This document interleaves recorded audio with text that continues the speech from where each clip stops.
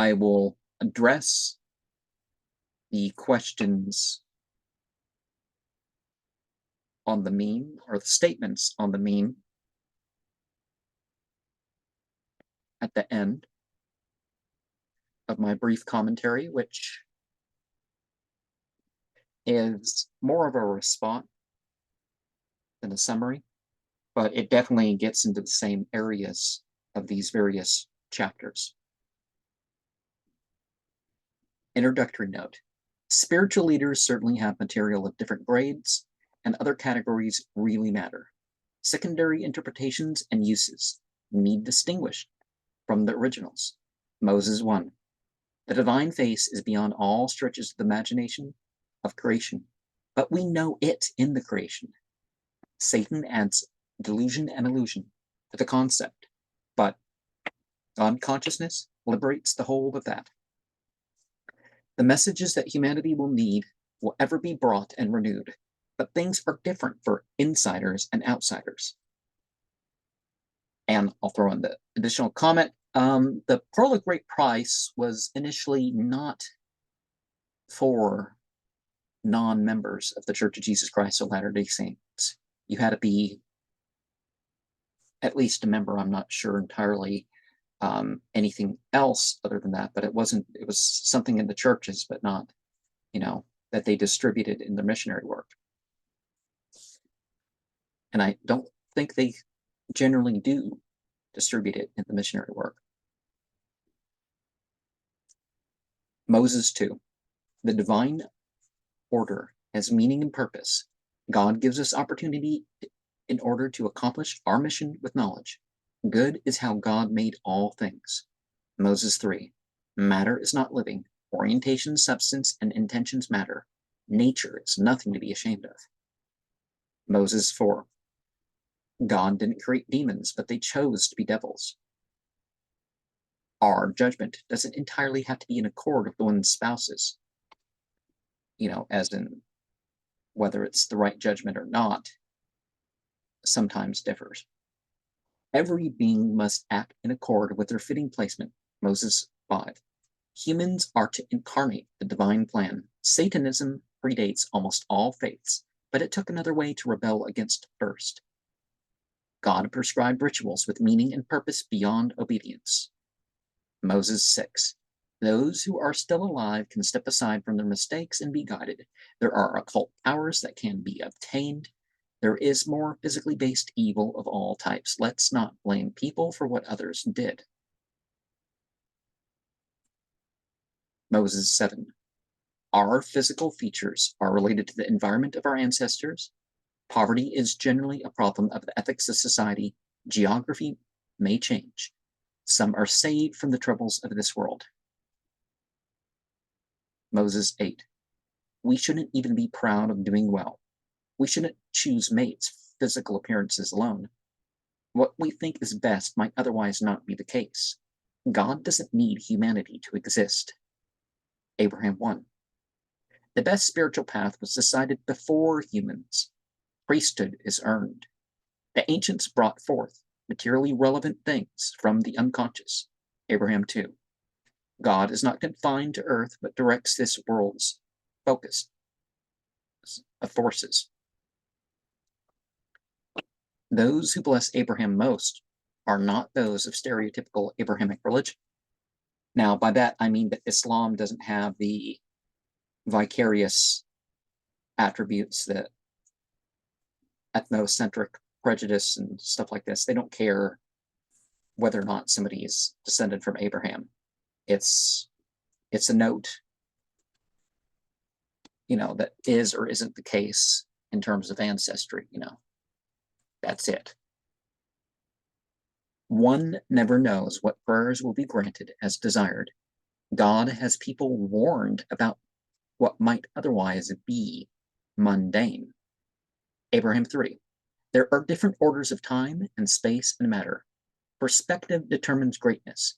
We can operate in this to our gain or our loss. Abraham 4. There were beings organizing the creation. Now, in the Christian point of view, terms like Allahumma and Elohim and Bhagavan and stuff like this, they're thinking of it as the plural of personages or whatever. In monotheism, they don't think that.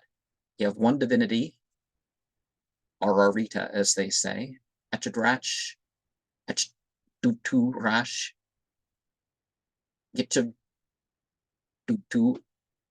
Himrahazav, Achid. Something like that. Some stages are needed for later stages to occur, except for humans, the animals, or simians. We can generally survive on plants. Abraham 5. Lesser entities rest. After creation is evolution, and the working of it by mortals. Humans naturally name everything they can. Men and women serve different functions.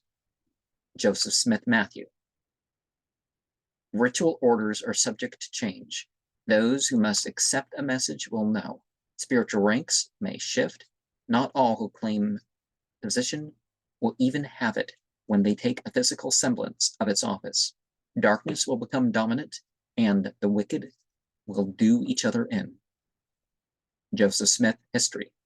Freedom of religion doesn't mean all paths are just as good and true.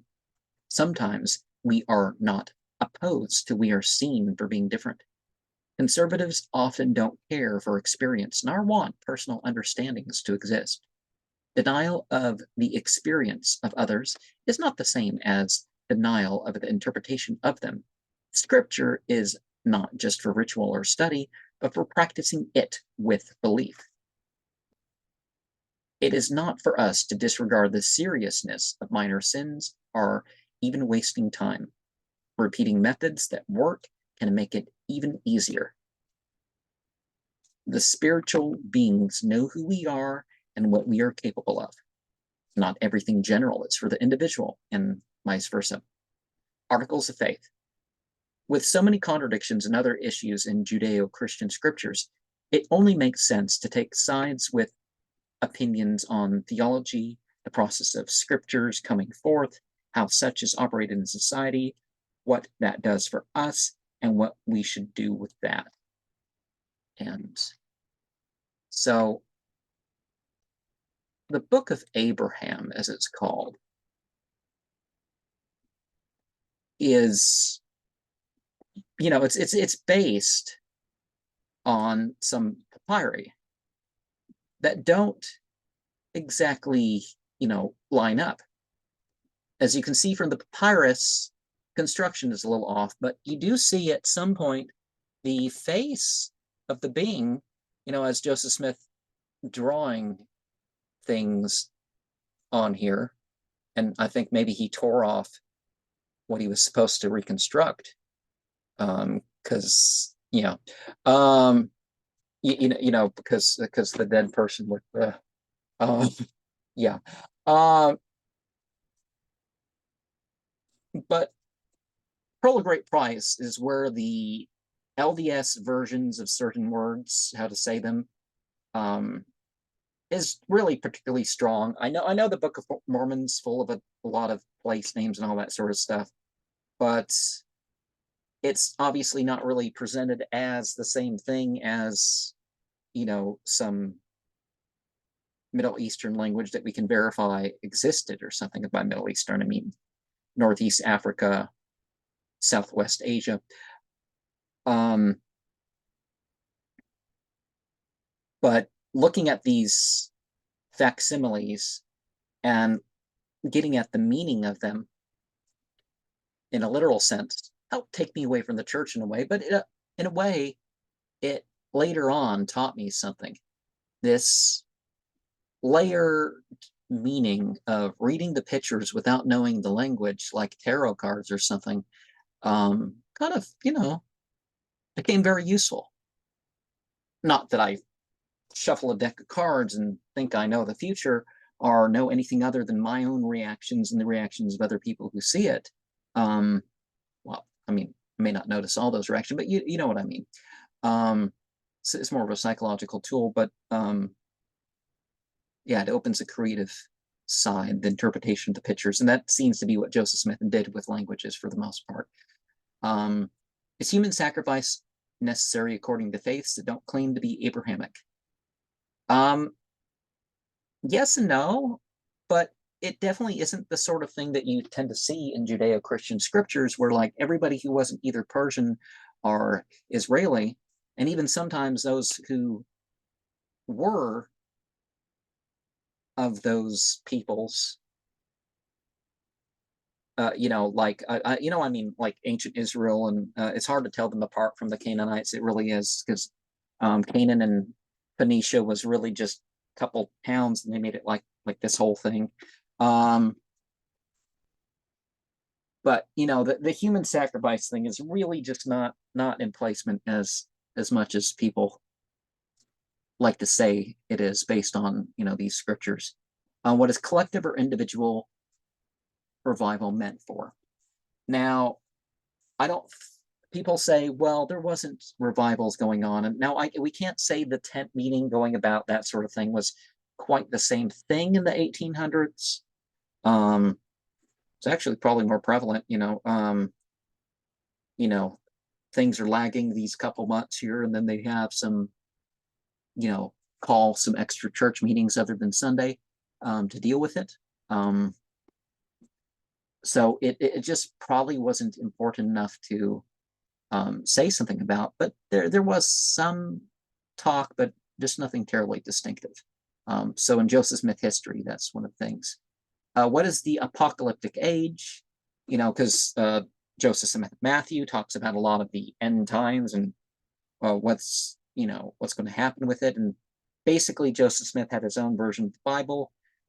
They don't print it in its entirety, as far as I know, even though they do have references. And I figured, why not?